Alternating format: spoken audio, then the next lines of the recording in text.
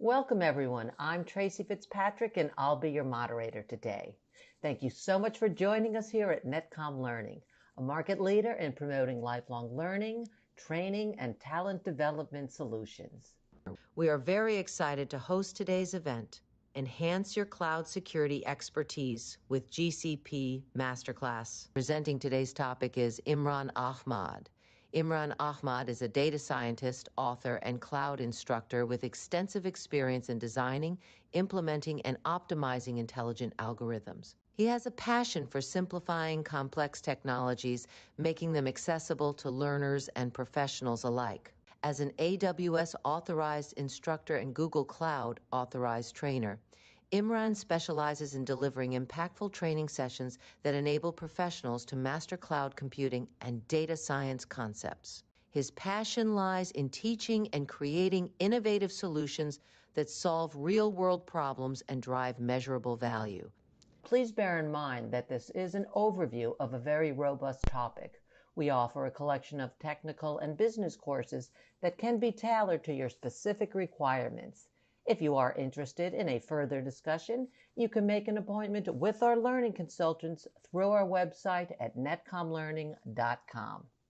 Today's session is also being recorded, so you'll get free access to the recording in the next 24 hours via email. Netcom Learning helps customers build innovative learning organizations by achieving a smarter workforce, adapting to change, and driving growth. We do this with a broad catalog of offerings, developing customized learning plans, and our global delivery capabilities. Since 1998, we have been empowering organizations with our managed learning services to help them reach optimal performance results and address challenges. We do have 9 practice areas in which we specialize. They encompass people, process, and technology training.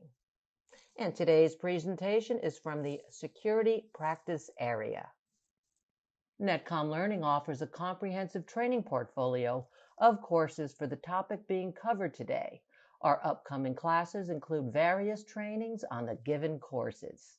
You can also access a variety of marketing assets, such as the free training and blogs, by clicking on the available event handout. These offerings can be found with a simple search on our website at netcomlearning.com. In this session, you'll gain expert insights into strengthening cloud security using Google Cloud. We will explore key security strategies, best practices, and real-world applications to ensure robust protection of your cloud infrastructure. By the end of this session, you'll have a clear understanding of how to implement preventive, responsive, and end-to-end security measures in Google Cloud. Now, I would like to give you a quick overview of the logistics before we get started. To begin with, you do have the option to view in full screen by clicking on the full screen button on the right side of the GoToWebinar viewer. Simply hit the escape key to exit the full screen. Everyone has been muted except for our presenters. Feel free to submit any questions you have for the presenters here in the questions pane, and we will address them at the end of the session. And to get the best out of today's events, we've included the slides, courses we talk about, and marketing assets in the handouts section of your GoToWebinar viewer.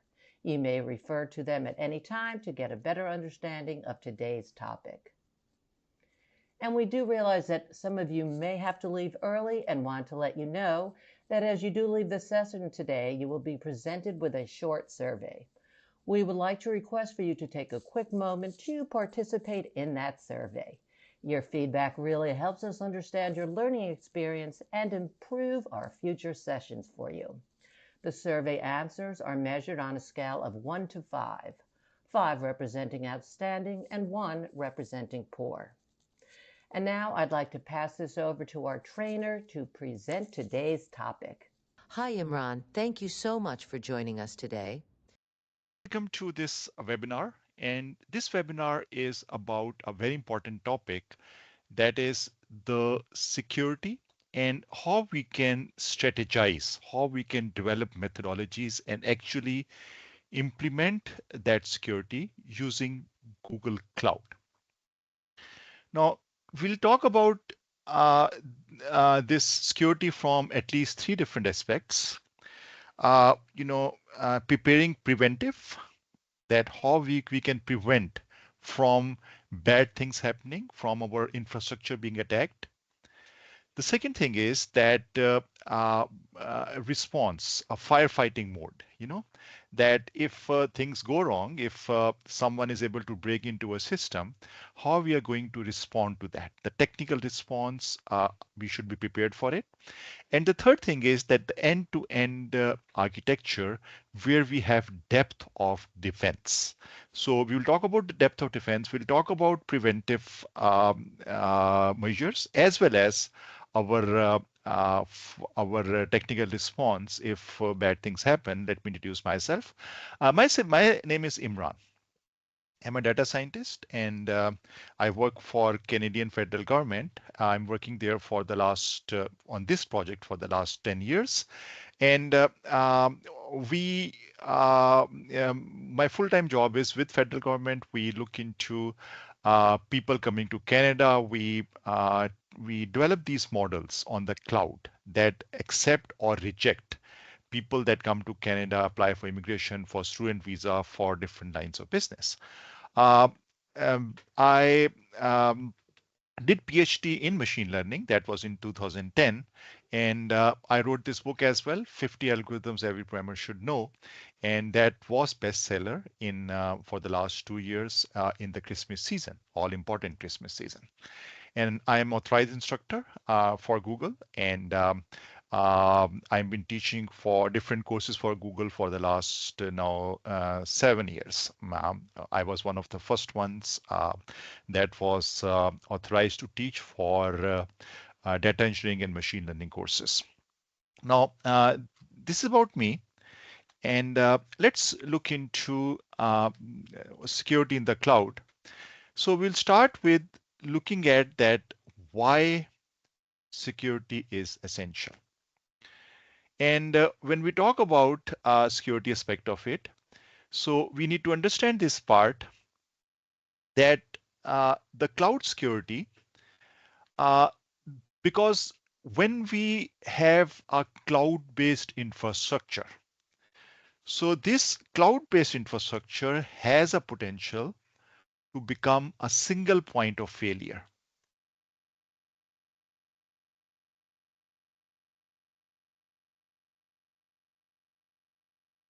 What it means is that there's a single door, and if someone somehow breaks through, enters that door, and all our assets, data, and models, and all our assets are there. So that is why cloud security is more important because it has a potential to once the system is compromised, then everything is at stake.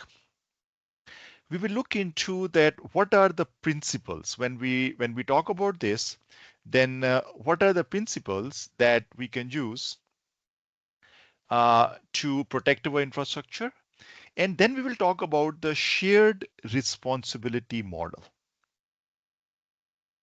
Now, the shared responsibility model, it tells us that what is our responsibility as the user of the system and what is Google's responsibility as the provider. So we will try to look into this. And the analogy that I always give is that let's say that someone has built a home for you. Now it's a brand new home. Now the thing is that there is something, so the builder needs to provide you locks, walls that are strong enough, perhaps some security cameras as well, all those things. This is the responsibility of the builder to provide those things to you, those tools to you. Your responsibility is to use those tools. If you're out for a vacation and an unfortunate event happens, so but if you forgot to lock the door, then it was not the builder's responsibility. The door was provided to you, but you forgot to lock it. So we will look into that when we are talking about the security in the cloud, what are the principles and what is this shared responsibility? When we talk about this shared responsibility, so we will see that what is your responsibility as the user of the system And what is Google's responsibility? So each asset, each component, each service on the cloud that has to go through authentication and authorization. It's general purpose across all the services that are offered in Google Cloud, and that is through IAM, Identity and Access Management, authentication and authorization, proving proving that you are who you claim to be, and then authorizing you to a predefined uh, authorization level. So these are the two things. IAM is this thing. Then comes the network security, because especially if you're using internet, the general purpose internet, then sometimes we need to pipe the lock, and this is where this kicks in, the network security. And then there is data encryption that we need to look into that, but we will essentially look into the best practices that are there. So the best practices for data encryption. So how we should lock the pipe, as well as we should also apply encryption to the data itself. And with this comes the constant monitoring. This is what I said, that we need to prevent, and before the event happens. So for that, we monitor that if there is a risk of threat that is emerging or not. And then we also want to look into the how the logging will happen. And now, depending on the domain on which you are working, there are different compliance. And the example of compliance is that if you are working in health care, then it would be under HIPAA compliant. If you are working in government, then there are different compliance level that is there. So based on that, if you're talking about security, it also depends on the domain you're working on, and your requirements may be quite different. It's there's a difference between the requirements of different domains, so we need to look into that. Then there's a concept of zero trust security. Now, this zero trust security, what the idea is that we do not trust anything. That is why it's called zero trust security. And because we do not trust anything, it means that before doing anything, we will do authentication and authorization each time we do anything. So it means that we do not trust that because this user was authenticated and authorized 5 minutes ago, or so there is no timeout. What we do there is that we do not trust anything, and within so it means that it makes things a bit slower, because now there will be overheads, but it also means that we are not taking any risk. So that whole idea is called zero trust security. We'll think about that as well. So the objectives are that it's a cloud-based environment. We will see that what is the Google's security model. So Google has a specific security model. So we will look into that what is the security model that is offered by Google. And then we will look into IAM. I said that that is essentially the each service needs to be authenticated and authorized. So essentially what we say here is that this IAM, this is authentication and authorization. So what we are doing here is that we are authenticating.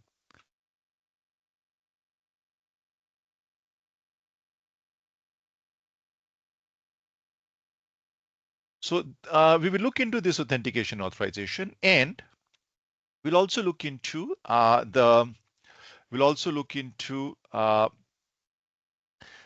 encryption, and then network security. I already talked about this, and we'll also talk about some advanced strategies. Now, if we talk about the Google's security model, now security model is because Google is the Google Cloud is all the components, all the services in Google Cloud is already something that Google is internally using for a large amount of time. For years, Google is using the same methodologies to make its own infrastructure or own internal infrastructure. Think about Gmail, think about Google Maps, think all those blockbuster services that blockbuster global services that Google is known for. So Google is offering them for so many years. So they are proven to be foolproof. They are proven to be scalable. They are proven to be uh, efficient in a way that they do not add much to the overhead. And for doing that, in Google Cloud, Google is offering exactly the same mechanisms that you should be aware and you should be using. For that, if you look into the picture on right hand side, you will see here that this has different dimensions. So let's look into this.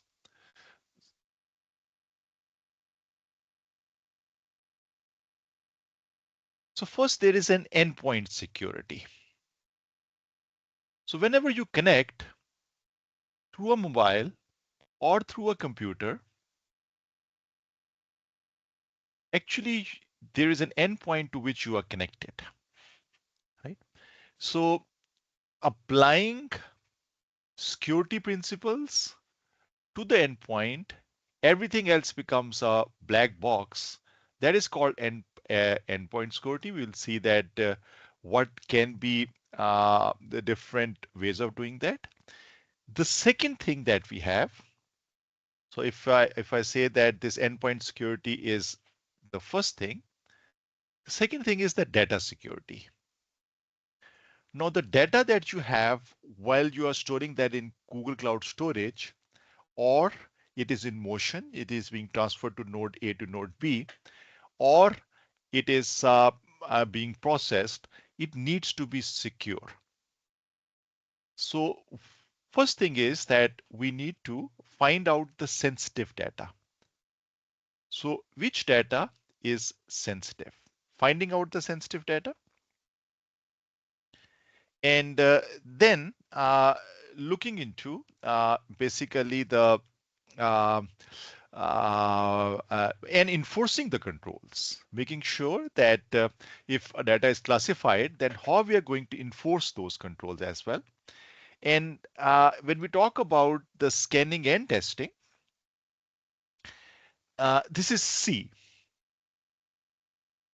So on a continuous basis, sometimes what we do is that we do scanning and testing. This is part of this. And then application security.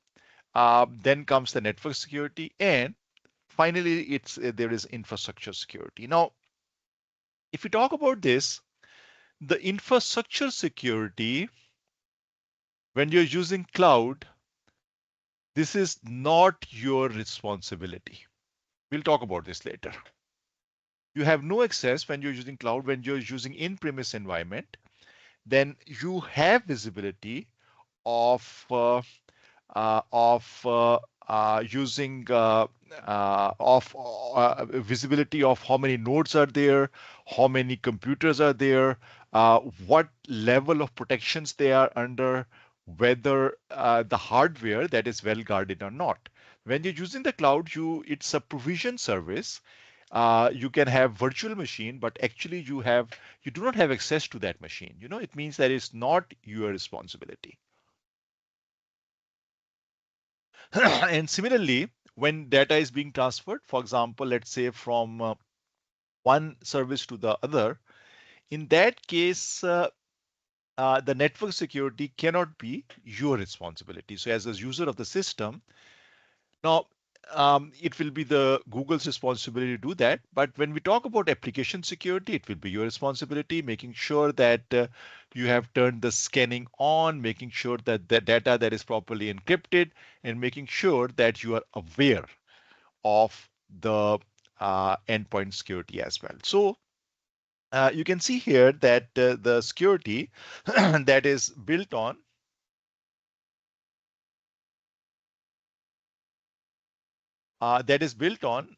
Google's well-trusted infrastructure that is secure, scalable, and we also need to think about the security risk. This is when you misconfigure, or you can expose the APIs, or you turn the encryption off. So these are the risks. When you use YAML file, that is not correct. When you expose APIs that should not be exposed, or you are using weak encryption. These are the cases where you will find yourself in a situation where you are using something that is not well protected. Now,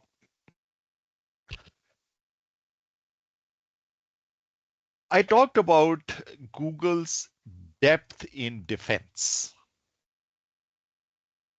Now, Google depth in defense is a strategy that essentially create a concept of layered security. So now layered security is that we have different layers. We do not trust one methodologies. We have sort of so think of this that if you visit the idea is borrowed from if you visit an old medieval castle, for example, in Scotland or in, say, Ireland or maybe in India, for example, you will see that those castles that you have, they have multiple layers of security. You will find that there are different gates. Then there are other measures. There will be walls, and so there will be different layers of security, and that is proven to be effective. So the same concept of layered security is used here. And in terms of Google, there are some other concepts that go with this. Let me explain this in a way. So, for example, let's assume that you are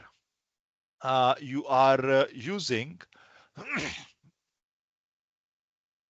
let's assume that you are using a virtual machine, right? Now, you're using a virtual machine. That virtual machine has actually virtual machine is the virtualized computer, right? So if you are using that on-premise environment, maybe you will turn on a firewall, and maybe you will have some ports restricted.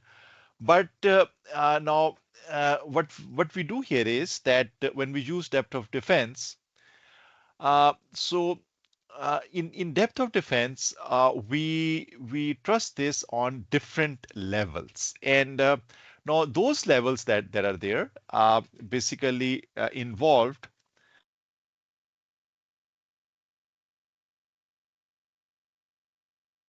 internet communications, applying security to the hardware infrastructure where the data is stored, and you also look into intelligent firewalls. So all of these are where you want to make sure that your infrastructure is well protected. The depth of defense, if we talk about depth of defense, let me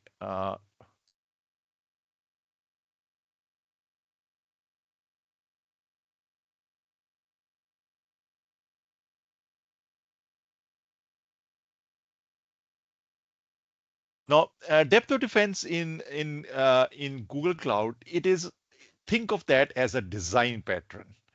Based on your use case, the requirements will be different. It's not that but it's about thinking about that layered infrastructure, thinking about providing different dimensions of security. So that is essentially the depth of defense.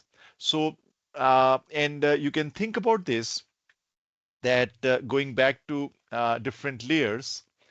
So you can have this at more than one levels. You can have at the security level, the network security level, and then there is at the data encryption level. Then it can be at the application security level. So let's talk a bit more about that. So when we talk about Google, now Google has certain tools that are made available at different levels. And if we think about those tools, so if I go to, so first thing that let's talk about depth of defense. That what when we talk about depth of defense, what we mean by that.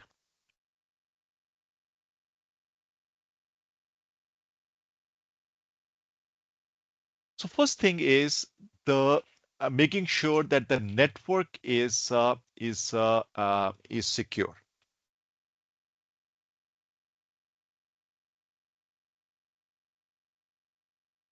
And when we talk about the network,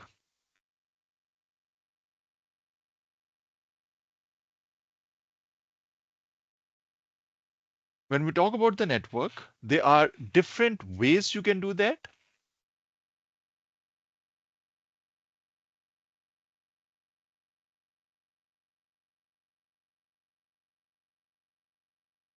Now, first thing is that when we talk about the network, once the data enters Google global infrastructure, it is secure because Google internal infrastructure, it uses state of the art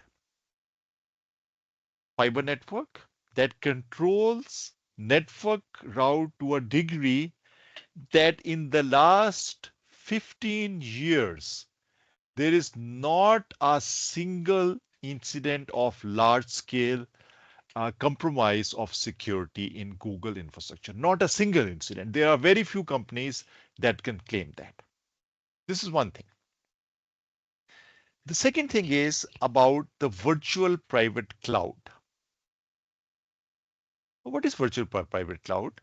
Virtual private cloud essentially is that let's assume that you want to launch a virtual machine.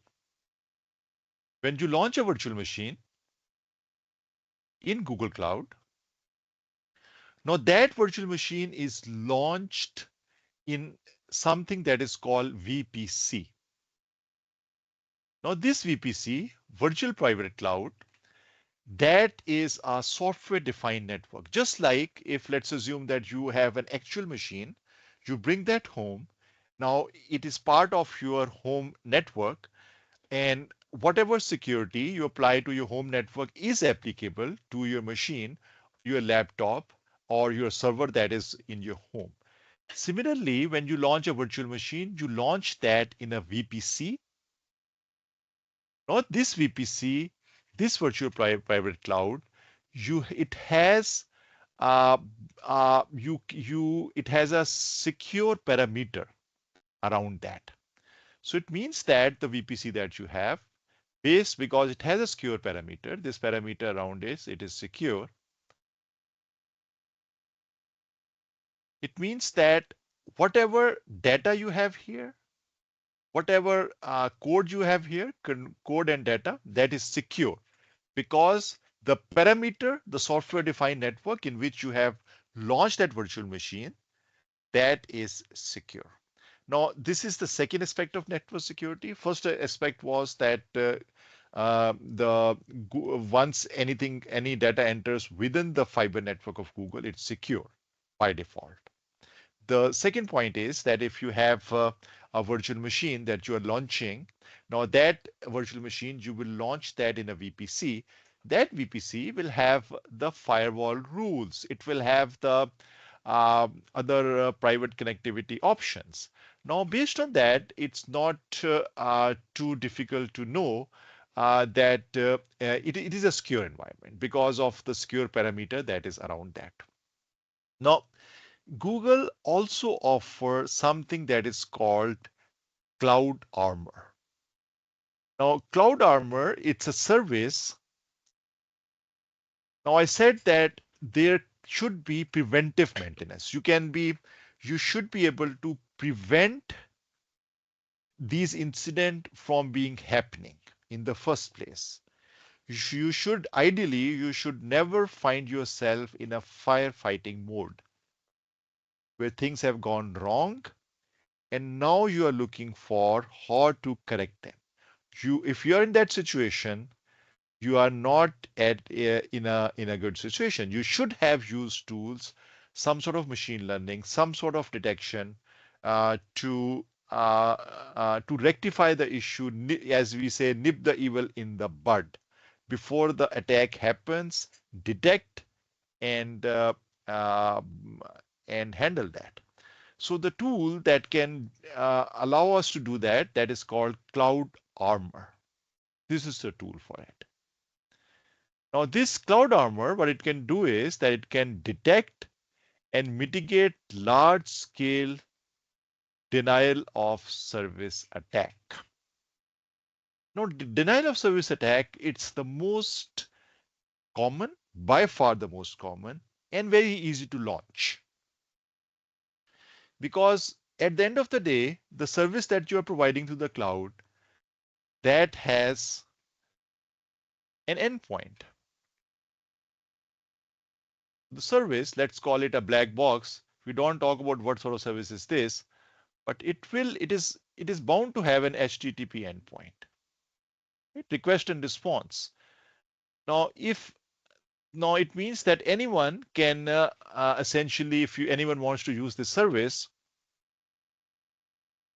that person can send a request. That request will be entertained and the response will come back. But if I have bad intentions, if I want to bring down the service, I can just send too many requests at the same time using a very simple program. And that will overwhelm the server that is at this end. We don't want to, we want to first of all detect it, and we want to make sure that this does not happen. And the tool that can make that happen is Cloud Armor. Let's look into some of that. So if I go to my Google Cloud Console, now this is, as you know, this is Google Cloud Console. All tools are offered through that. And if I want to look into different tools that are offered, so these are basically the Cloud Armor that is there, network security. If you look into this, now this is the Cloud Armor that is offering the protection against uh, the that is offering the protection against the denial of service attack. So it means that now going back to this,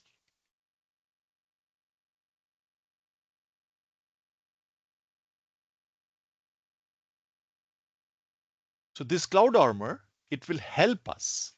It will help us mitigate any attack, and it will help us protect it before it happens. Now, if you look into the shared responsibility model, so now this shared responsibility model, I talked about this before, that when you want to protect any asset on the cloud, that is a shared responsibility.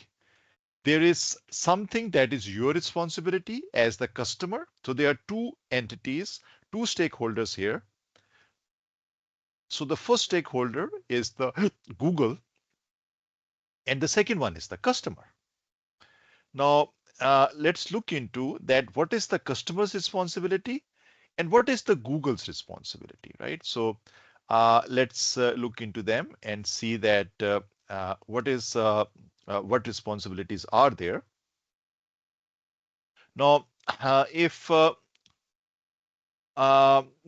you look into on your right hand side, it tells the story. It plots this, that what is the whose responsibility is what? Let's look into that in some more detail. First of all, let's look into this number one. When you are using this on-premise, blue means the customer responsibility. Blue is customer. It's your responsibility. There is no other party. You are the king of your own island. So you are responsible for protecting everything. Now, as you move to the cloud, it depends that how you are using that. Infrastructure as a service, platform as a service, or software as a service. What are the examples of it? Infrastructure as a service is that when you are using virtual machines, this is the most basic way that you can use the cloud. That you are instead of using the laptop, what you are doing is that you are virtualize the contents of that laptop perhaps, and you are using that in the cloud. It will have an operating system in the cloud, virtualized version of it. It will have the applications that running is there on the cloud. In that case, it's your responsibility. First of all, it's your responsibility to make sure that you are using the tools that are provided to you. It's your responsibility to make sure that if you put anything that is secret, that is classified on that, it's your responsibility. It's your responsibility to make sure that you know and configure the access policies. It's your responsibility to look at the usage, the deployment, so these are make sure that authentication authorization of the tools that are installed on that virtual machine. It's your responsibility, but it's Google's responsibility. Google has the responsibility as well to make sure that, because the hardware, it's a virtualized machine, hardware, it's Google's responsibility to make sure that the kernel, the operating system kernel, that is up to date, because the virtual machine that you have, you will create that from an image, and the whatever you have installed there, it needs to make sure that it has the latest and greatest of the operating system. And now the storage and encryption, this is Google's responsibility. So this is when you are using infrastructure as a service. The virtual machine, you have virtualized your desktop or your laptop, and now you are using that in the cloud. So this is where, for example, you go here, and example would be that. So in Google, we call it as the compute engine. If you launch a compute engine here, you create an instance, and once you create the instance, so you specify the region and everything, but more than that, what you need to do is that you need to specify that what is the hardware and what is the software on which, and then it talks about that. But this is your responsibility. Now, then if you use platform as a service, the example of that would be that it's a platform, and it is a platform, virtualized platform given to you to develop code. And the best example in Google Cloud is Vertex AI. Now, Vertex AI, for those of you who have worked in machine learning, would know that this is, let me go there. So if you go to Vertex AI, it's a platform in Google Cloud to develop anything that is related to AI, artificial intelligence, machine learning. For example, if you look into left-hand side, there is there is Vertex AI Studio. Now that studio that you use, it has prompt management, it has prompt gallery. You will see that there's a chat. You can write something here. You can write a prompt here that give me best practices for Google Cloud Storage. Now, if you look into that, this is a platform, right? So what it does is that it, of course, based on the temperature I have selected and the output token, now it's a platform to develop an actual service. It's not a service on its own.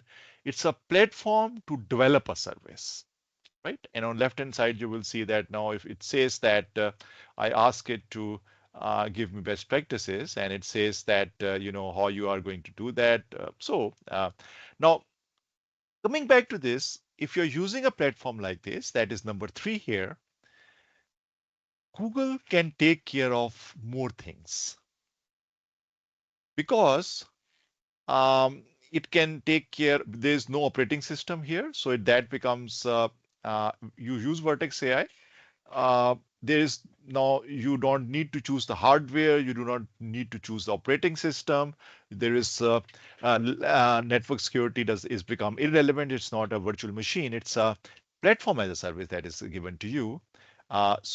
Google can take care of this, but you still need to make sure that the access policies, the contents that are there, and the way you are deploying your solution, it's your responsibility. And the last one is SaaS. Now, SaaS is software as a service.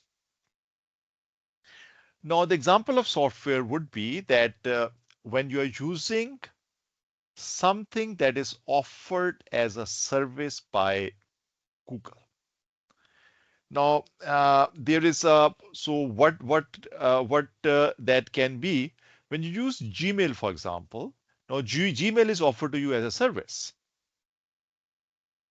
Now, when you use Gmail, it's your responsibility to make sure that you do not send any secret data, any confidential data to anyone. It's your responsibility.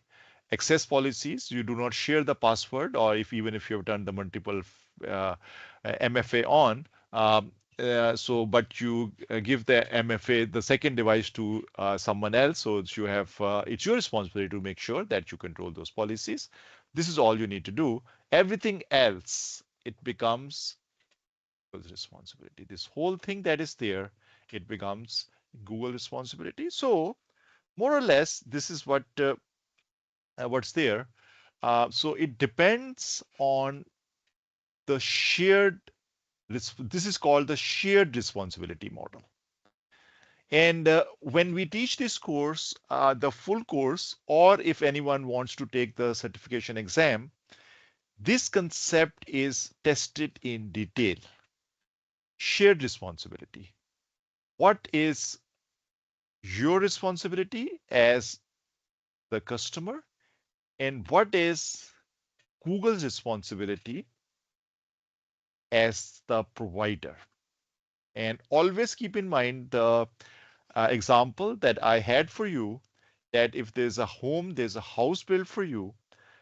So there are locks, there are strong walls, there is security equipment provided to you by the builder, but it's your responsibility to actually use it.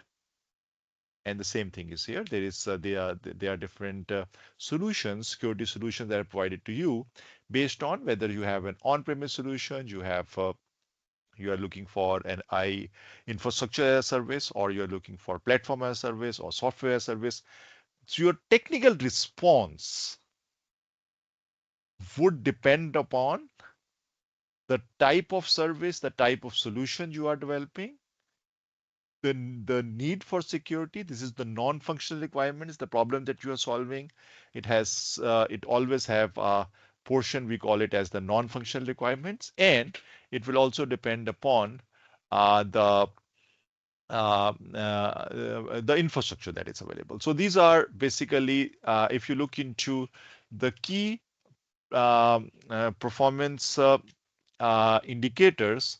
So now the question is that how you're going to quantify that how strong your solution is. And for that, we have certain measures. So two of them are MTTD and MTTR. So now let's talk about this and see that what are they and how actually we can use them. So first thing is MTTD. Let me bring it here.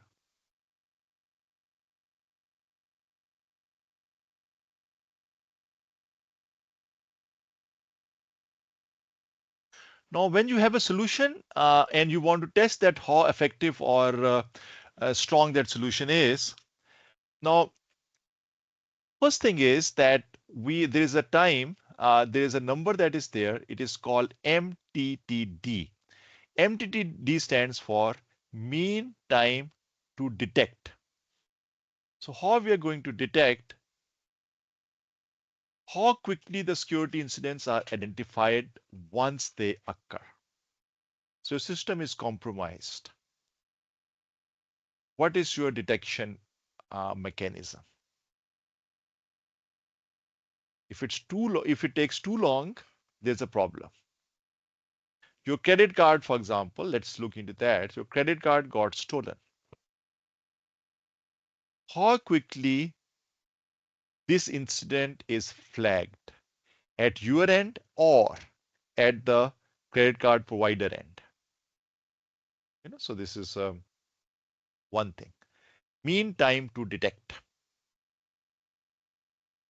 Now, this is one thing. The second thing is that mean time uh, to resolve that incident. Once that incident has happened, so now this is so then you need to on emergency basis you need to work to make sure that your system is safe again. So now here now if you have lower MTTD and MTTR value, it indicates, what does it indicate? It indicates a better system. And we uh, we talk about a term that we use, blast radius. Blast radius is if something goes wrong, if you call it a blast, and now what is its effect? What are the direct and indirect implications of that blast? How far it affects happened? How many other systems were compromised? I mentioned that uh, I started this webinar by talking about that cloud has a potential. By default, cloud, the way it is designed, the way it is provided to you, the service, it has a potential to become a single point of failure because everything is behind a single IAM, identity and authorization mechanism. But we want to avoid that. That's why we build depth in defense. That's why we try to isolate. That's why we provided basically this security parameter to the virtual machine that we have called VPC. We are trying to isolate different components, trying to break that pattern of single point of failure. We are trying to detect before things start going wrong. So if we are, these are all the mechanisms that are there. And now, um, if we go back here, there are some numbers here as well. So breach code analysis 435 million average in 2023. Now, what it means is that according to different industry reports, um, the average cost of a data breach continues to rise. We are talking about large scale implementation of the cloud in different organizations like in government. And so this is the average cost of the data breach. Again, not on the personal level. We are talking about professional level in organizations and in departments,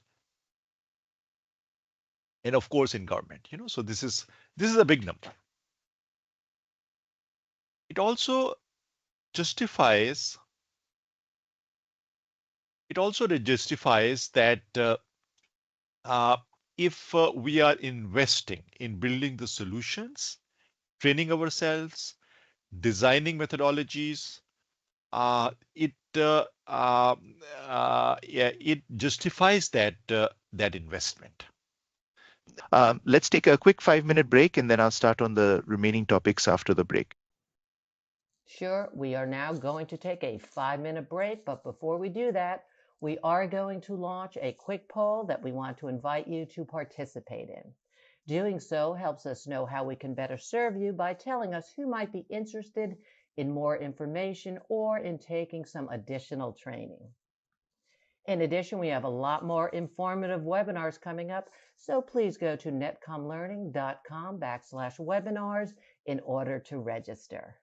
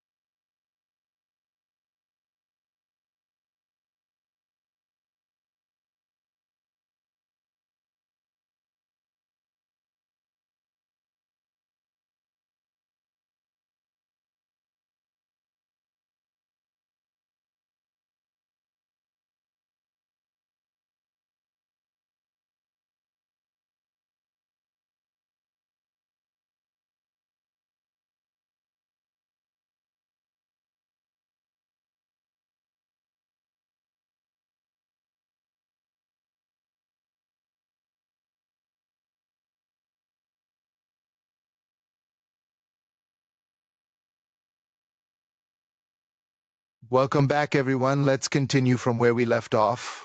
If you look into this, so now how you are going to look into uh, how you are going to provide the requirements to the infrastructure that if you're working on healthcare, the requirements are different than if you are developing a chatbot for social media.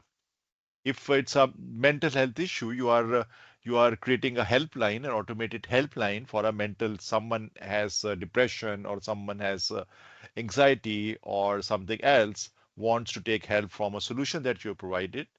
The the privacy requirements are supposed to be much more strict Then, if you are creating a solution for engaging teenagers for, say, a social media platform, in that case, security requirements would be much lenient. So how you're going to so you cannot have one size fit all sort of a such a solution. So we have uh, basically IAM. What is IAM? IAM, I mentioned. This is where we have the roles and the policy. If we go to the Google Cloud, and if you look into IAM,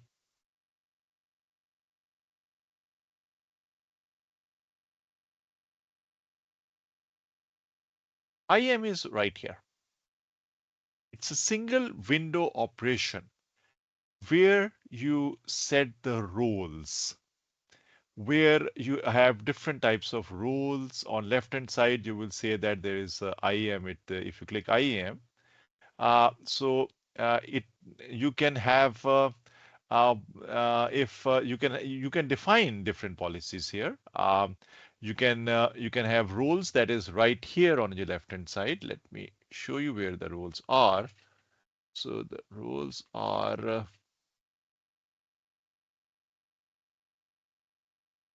these are the roles. This is the role that we have. Now you can see the role, and this role is applied to a principle. This is the principle that we have. This is a principle. This principle assumes a role.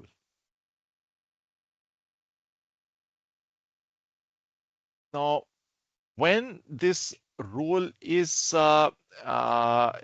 assigned, now this role that we have, this is assigned to this principle. Now, what it means is that, for example, this is uh, if I am here, now I am assigned a role here. So you will see that these roles are assigned. Now, uh, if we talk about this, now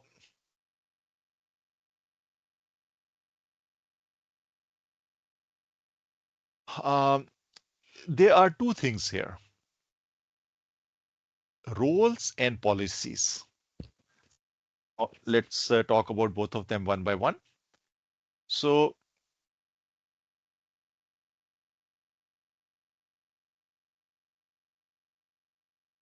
now the roles are uh, what we actually give it to. If we go back here, uh, right here. So let's define them one by one. Role can be owner role, editor role, viewer role. So these are the roles that you can assign to different people. Now, there are three types of roles. Roles that are basic roles. You can be owner of something, you can be editor of something, you can be viewer of something. For that, if we go back here, you would see here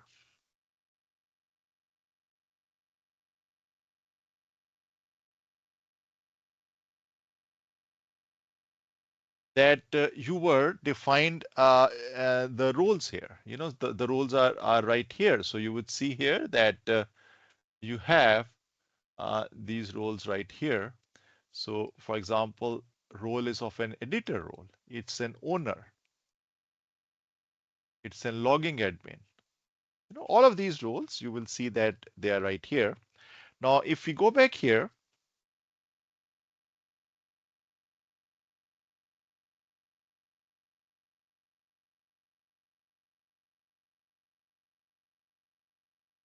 so these are the basic roles that I was talking about.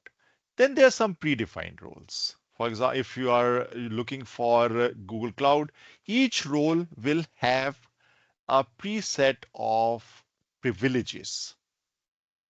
It can, for example, owner can do anything that that person like. If it's a file, that person can change that file. That person can modify it, can read. editor cannot delete it. Editor can only change the file. It cannot delete that or cannot remove it. Viewer. Viewer can only, as you can imagine, can view it. So these roles that we have, owner, editor, and viewer, it depends on the need. If if you have created a spreadsheet and all people in your company, it's a project plan. They just need to view it, but there is one person who can change the project plan, can change the timelines. So that person will be owner. If someone wants to maintain that, that person can be given an editor role, but everyone else would be a viewer. There can also be a custom roles. You can create custom roles if these roles that you have, they do not fit the requirements that you have. Now these are the different roles. And now, if you look into the uh, so it's a good idea that we whatever roles that we create, we keep on um, auditing that as well. There are rotation policies, because what happens here is that just to make sure, I said that the one of the principles of depth of defense is that we do not trust anyone. Whatever policies we implement, we change them slightly, just in case that someone starts learning it. So we are changing it. So there is something that is called WIF. Now, this WIF, or right here, this is workload identity pools. This is called WIF. What is WIF? It eliminates the need for long-term service account keys. What are service accounts? Service accounts are the accounts that are defined so that uh, anything that needs to be done by the cloud by impersonating the admin or any other privilege, that can be accomplished. That's a service account. The the privilege that you give to a service. What can be a service? Orchestrator that is built in the cloud. Orchestrator basically it can do, it can automate. For example, it can bring the data from Ingress into BigQuery, for example. Now it needs to, now that's a service. Orchestrator has a service. And now what sort of permissions that service can have? Can that orchestrator delete a table in BigQuery or not? So you need to think it through, and based on that, you need to create the service accounts. Service accounts are right here, if as I was showing you. So if you go back, so on left hand side, you will see that there are different types of accounts that are there.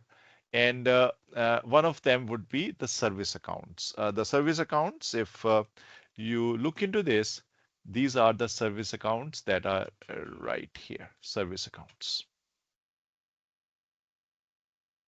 Now, need for service account is that the services in Google Cloud, like the orchestrator, they need those accounts so that the services know that what are their security parameters. So they are given, and the services are given an identity, and based on that, you can use it. But you can do that, but there is now a different. So it's one of that, the solution that is it is called workload identity federation.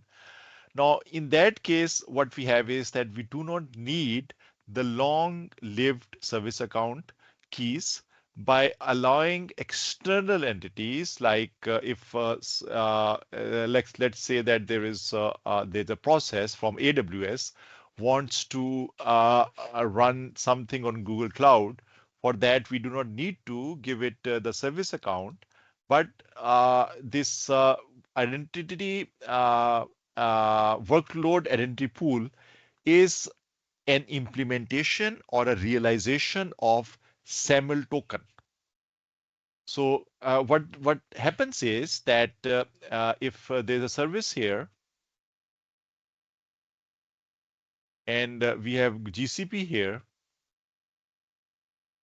so one way is that we map this service to a service account.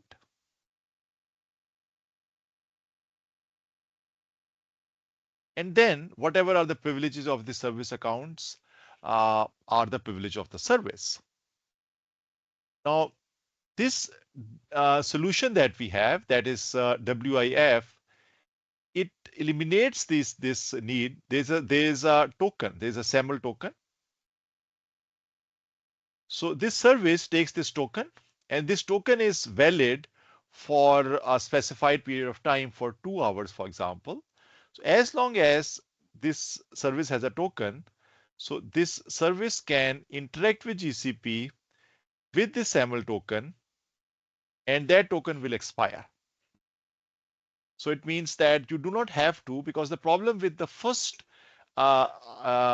solution is right here, that you need to remember that you need to unmap this service from the service account, and it is slightly error prone because there may be cases, there may be instances where you forgot to do that. In that case, we have created a sort of security hole for this. Now, when we talk about data classification itself, it depends on the problem you are working on. I talked about this, that it will be domain specific, that which data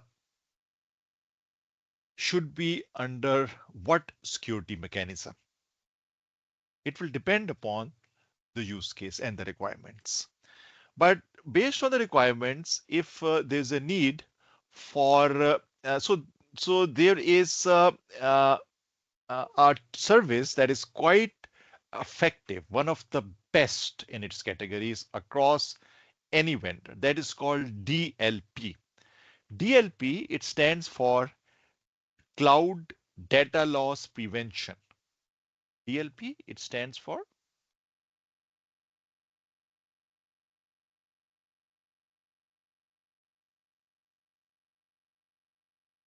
Data Loss Prevention.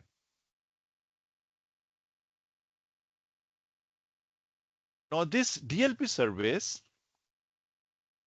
it automatically scans structured and unstructured data.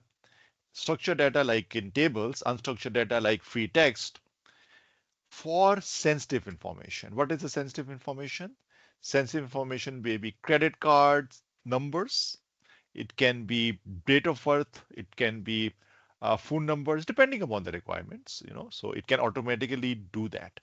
Now it means that if you have lots of data that is useful, but you cannot use it because it has sensitive information, now you have this service that can automatically discover for you. This automatically discovery is a game changer in many aspects. That it means that the data that you thought it's classified and you cannot use it, now you can detect and you can redact, or the other things that you can do. Now it becomes all of so it allows you to declassify data.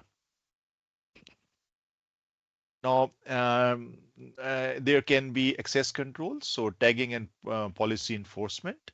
It means that you can. Now, there would be.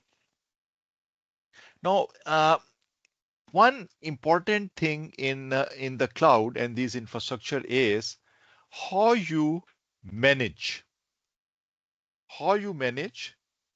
the how you manage the keys. how you manage the keys that are there, how you manage that. Now, the management of the keys. Now, management of the keys is essentially uh, an important service that is offered. So the people, the clients, they need to have trust in that. It needs to meet all the security regulations that are around that, because as you know, if keys are compromised, all your infrastructure is compromised as well. So there are different ways you can do that. So there is CMEK, and so now CMEK stands for Customer Managed Encryption Key.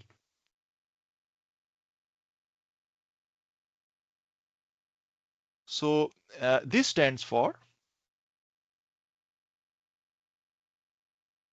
Customer Managed.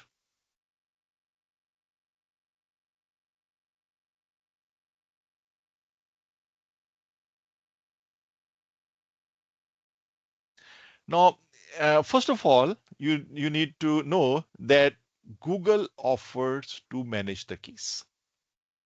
And for most of the use cases, it is good enough. This is good enough, should be good enough.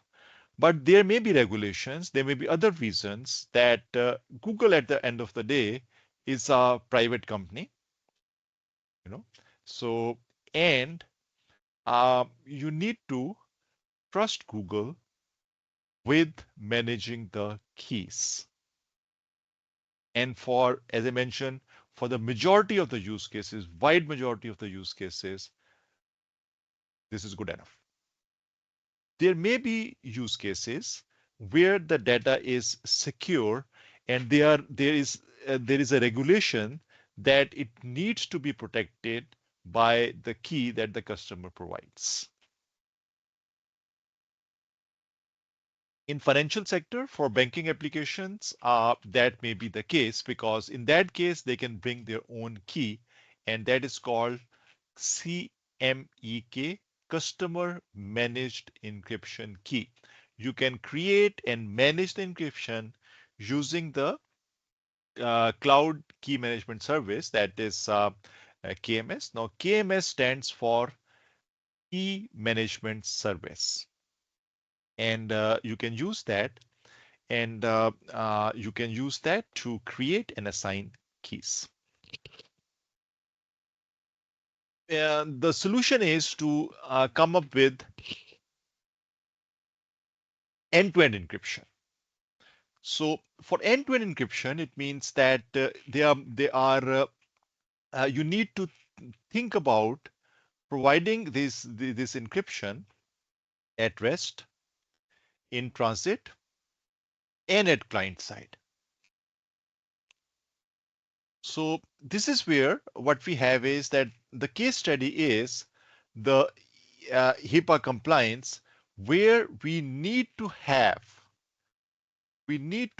this end-to-end encryption. At rest, it means that when it's stored in the cloud, we need to have encryption when it's being transferred. This is where the strategies that we talked about, network security, that will be important. And when the data is at the client side, it needs to be protected as well. Now, here, if you look into this, now this end-to-end security, it will depend in the requirements are different for different use cases. For uh, for example, when it is in SaaS, when so it is more about the content and access policies. When you are in platform as a service, the example is Vertex AI. Then, as I mentioned before, that Google will manage the infrastructure and the customer focus on applications. Right? But when you're using infrastructure as a service, this is where you need to make sure that the operating system, application, networking, everything is well protected. On-premise, you are responsible for doing everything. So IAM is, it controls that who can access what. And the key components here are users. You can divide the users in groups. You can give them roles and you can give them different policies. So these are the key components at the entity level. So if you have, say, 100 users in a company, what you will do there is that for those 100 users, you can divide that into different groups.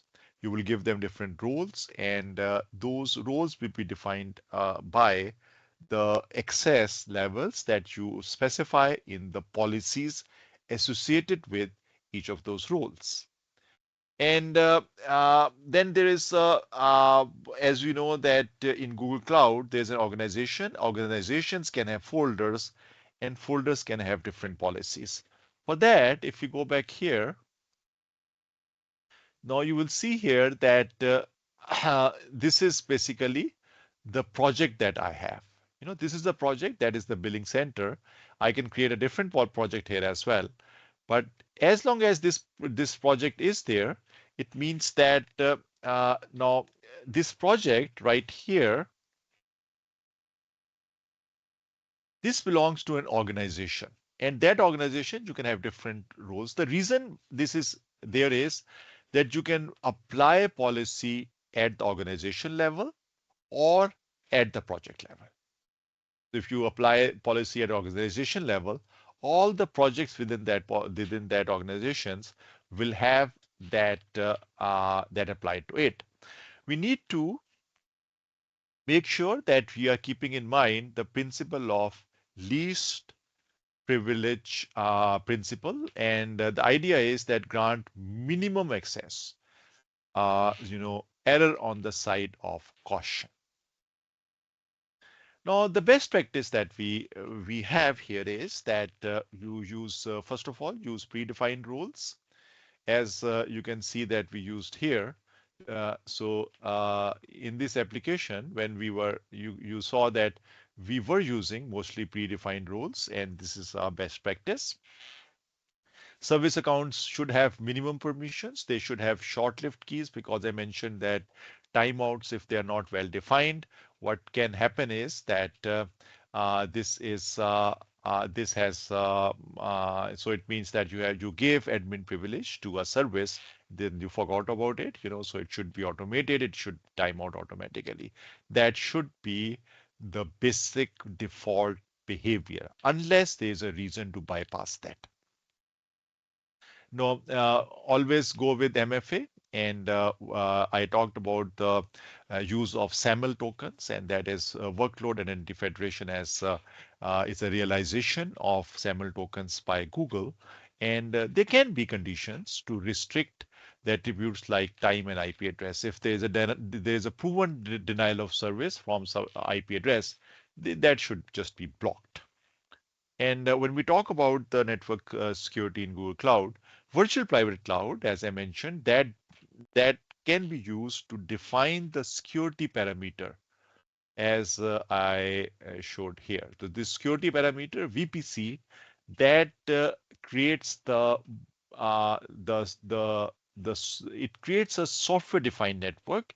It means that anything inside it is protected if we configure it in the right way.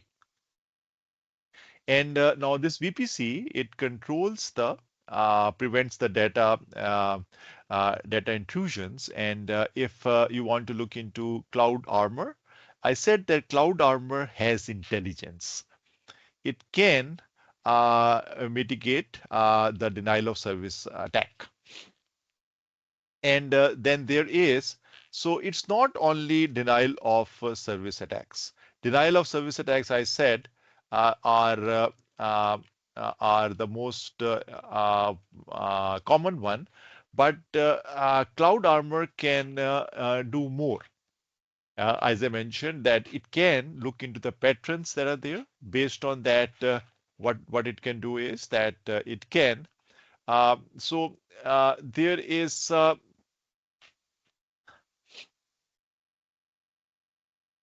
Now let's look into.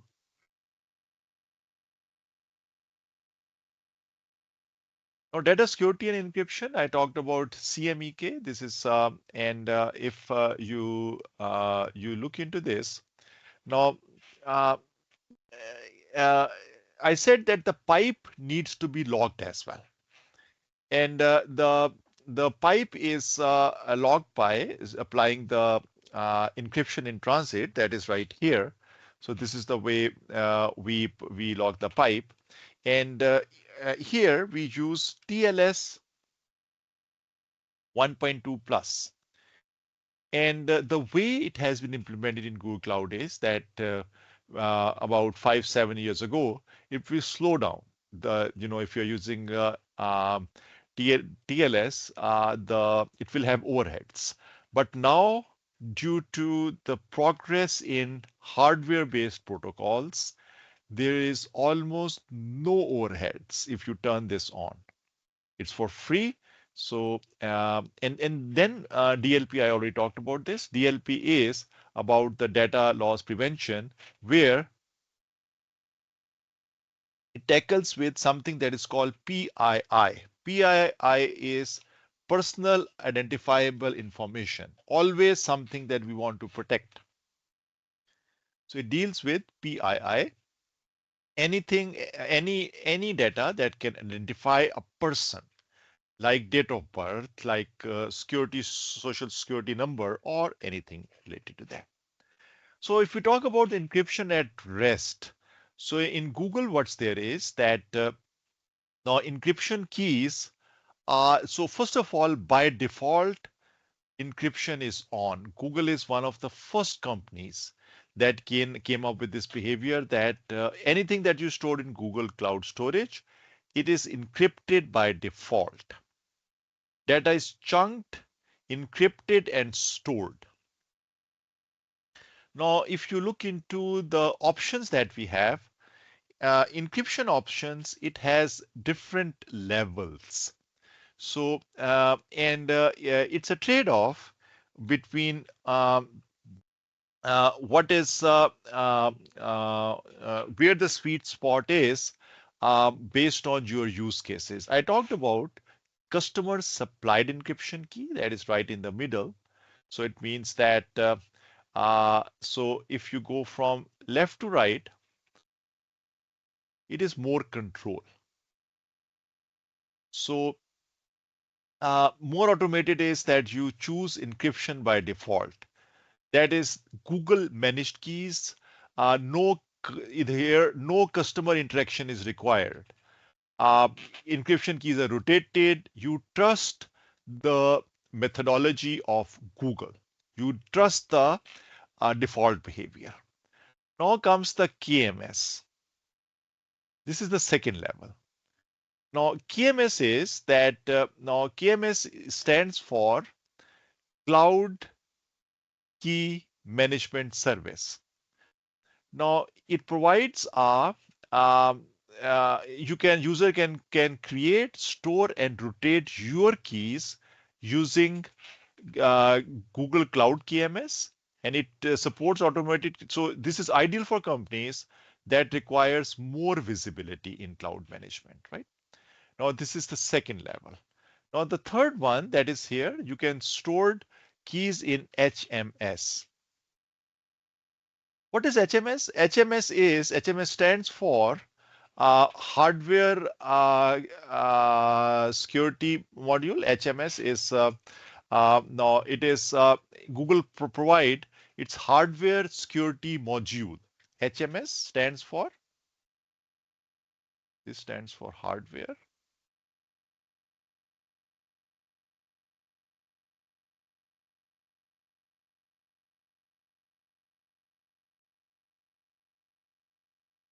So you will now Google provides this HMS backed environment for secure cryptographic operations, and the keys never leave HMS.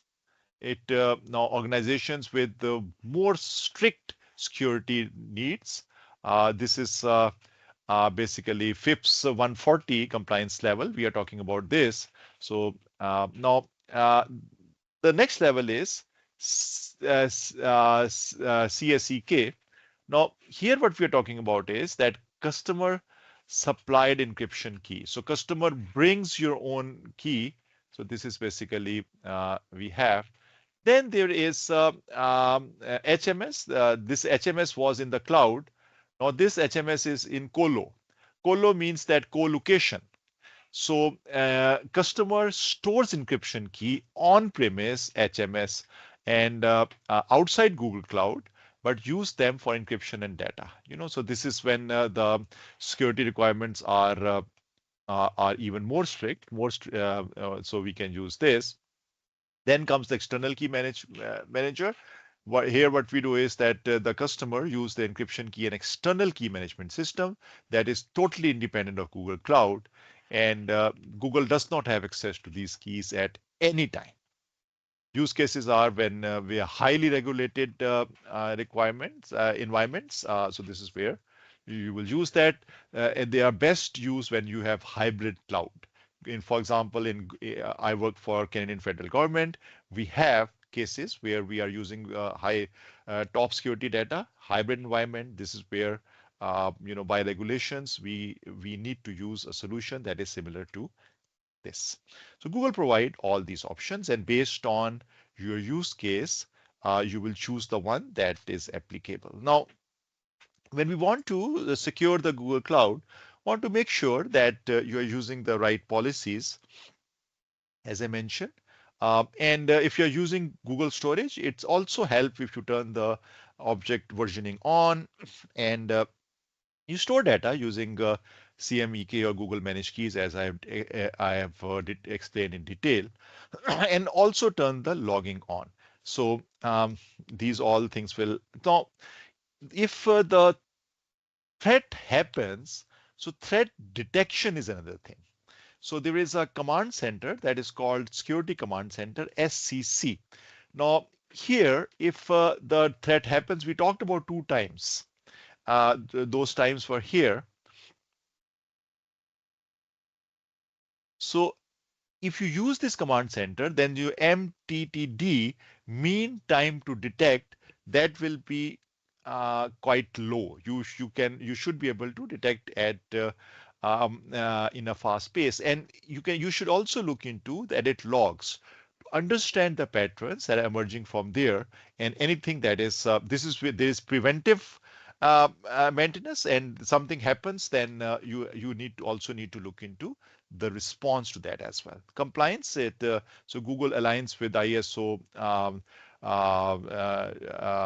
27001. SOC 2 is there. FedRAMP, that is especially important in US federal government, and the general GDPR, and HIPAA, that is important in especially in healthcare.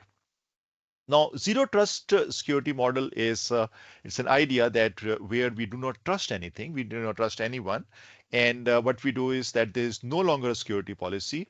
If for certain applications it makes sense that before doing anything we authenticate and authorize before doing anything, so none of the tokens get persist, and this is called zero security. So when we talk about the Google Cloud Security, as I have presented in here, so it's built on Google's security infrastructure. There's a shared responsibility model, and the customer must configure security for data and application. And this is the slide where you need to look into the encryption options that are available to you as the customer, right? So we have talked about this. So now, uh, again, if you don't have a reason, then you use predefined roles, because they have developed looking in detail. They are there for years. They have been optimized for use cases, unless you have a need to create some custom roles. So now we have covered this part as well.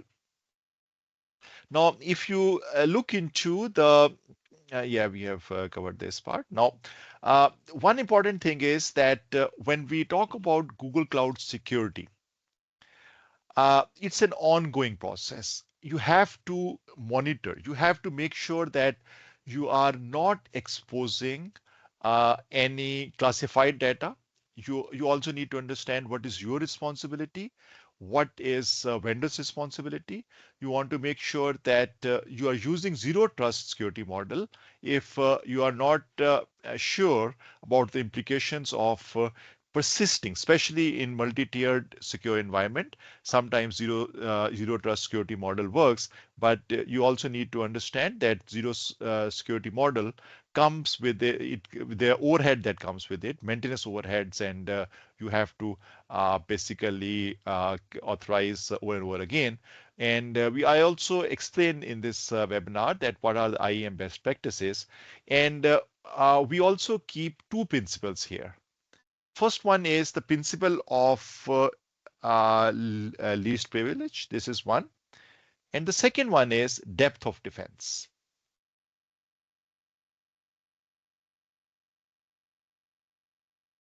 So we do not rely on one methodology. We create that layered defense just as found in medieval castle. So based on that, what's there is that we understand that what is our responsibility, what is Google's responsibility, and how we can protect the data and other assets that are in the cloud. So that's the end of the webinar. Any questions? Thank you, Imran. That was very informative. Now, I know everyone's looking forward to the Q&A session, so go ahead and start putting your questions into the questions panel. And while you do that, I'd like to give the presentation rights over to Ifla, our product marketing person, who's going to introduce you to some of our fantastic promotions and webinar-related courses. Thank you, Tracy. Insightful session. I believe everyone must have learned something new today or would have been able to brush up their skills around Google Cloud technology. So firstly, I'm excited to announce that Netcom Learning is now an authorized training partner for Google Cloud, making us your go-to destination for cloud skilling. With this milestone, we are proud to offer comprehensive training across the three leading cloud technologies globally: Microsoft Azure, AWS Cloud, and now Google Cloud. So Netcom Learning, is your one-stop shop for cloud skilling. I would also quickly like to take you through some of our hand-picked resources, which we think will immensely help in accelerating your Google Cloud skilling journey. Well, this document here that I'm presenting has been shared with you all in the handout section of GoToWebinar panel. You can download this document and access all the resources and browse all the offerings we have curated for you. So first up is the list of our recommended courses, which we feel will best suit your learning journey after attending our masterclass. So all these courses here are hyperlinked. Feel free to go through them post-event and check out the course descriptions and prerequisites and the value it can add to you and your team skill sets. Additionally, we have curated a blend of resources, including our upcoming and on-demand events, as well as some informative and educational blogs. So you can make the most of these resources to gain extensive knowledge on the Google Cloud topics they cover. Also here, I would like to inform you that today's masterclass session is being recorded. So in case you want to refer back to any of the topics that were covered by the trainer today, we'll be sharing the recording link with you through emails, and also you can access the link here on the handout, so that you can revisit the session and learn at your own pace. Now, apart from our virtual sessions, you can also catch all the relevant updates related to IT and business training on our social media handles. So please feel free to follow us on LinkedIn, Twitter, and Instagram, and also subscribe to our YouTube channel for all the latest updates. Our official pages and channels are linked here on the icons. Finally, if you have any suggestions regarding the topics you would like us to cover in our upcoming webinars and masterclasses, please don't hesitate to send us a direct message or leave a comment on our social media posts, or you can just simply email us at google@netcomlearning.com. We would definitely try to come up with the sessions on your suggested topics. Thank you once again for joining us today. You guys have a good one. Thank you. Thanks so much for guiding us through that information, Ifla. And now we're going to go ahead and jump right into our question and answer session. Our first question, what are the key components of Google's shared responsibility model? Okay, so the key components of a shared responsibility model is uh, security at the hardware level, security at the operating system level, security at the application level, and the security at the content level. So based on this, we need to, based on our applications, whether it's IaaS, PaaS, SaaS, we need to identify that what is our responsibility and what is Google's responsibility as a vendor. And based on that, we play our part and let Google, because Google has is under those regulations, and we trust that Google will do its part, and together the system assets will remain secure. Second question, how does IAM help in managing security and access control in Google Cloud? So IAM essentially any service that you have. This is one of the service that is across the board. Any service, any API you want to use, IAM actually authentication and authorization. Authenticating that someone who claims to be, and authorizing it to a level. So because as I mentioned that you defined basically the principles, you give it a role, you give it policies, and together it makes it a secure infrastructure, because each service needs to pass through that authentication authorization process.